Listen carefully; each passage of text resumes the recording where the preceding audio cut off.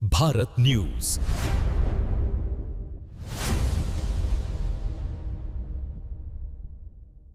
આંગણવાડીની બહેનોનો આજે ચોથા દિવસે પણ હલ્લાબોલ. આંગણવાડી કાર્યકર અને તેડાગર બહેનોની એક જ માંગ હાઈકોર્ટના ચુકાદાનો અમલ કરે.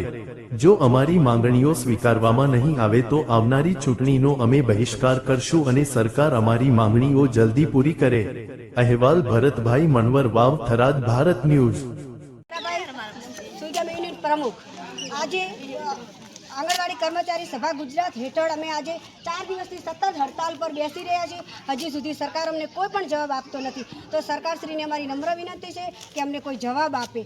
4 દિવસ થયા છે, બહેનો સતત અહીંયા 10:30 આવે, 3:30 જાય છે, પણ કોઈ હજી સુધી જવાબ નથી આપતો. સરકાર કેમ ઊંઘી છે? સરકારને જગાડો.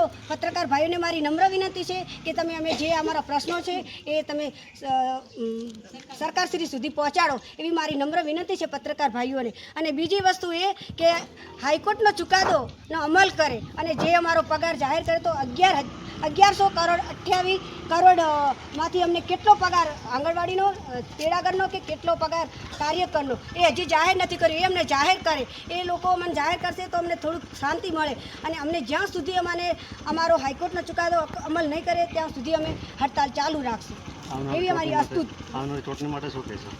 આવનારી ચૂંટણી માટે અમે બહિષ્કાર કરશું. જો અમારું નિરાકરણ નહીં આવે તો અમે આંગણવાડીની તમામ બહેનો બહિષ્કાર કરશું. અને આંગણવાડીની બહેનો સાથે અમના પરિવાર પણ સમાયેલા હશે. એટલે એટલું નથી કે આંગણવાડીની બહેનો અમને વોટ નહીં આપે તો ચાલશે. એમની જોડે એમનો આખો પરિવાર સંકળાયેલો હશે.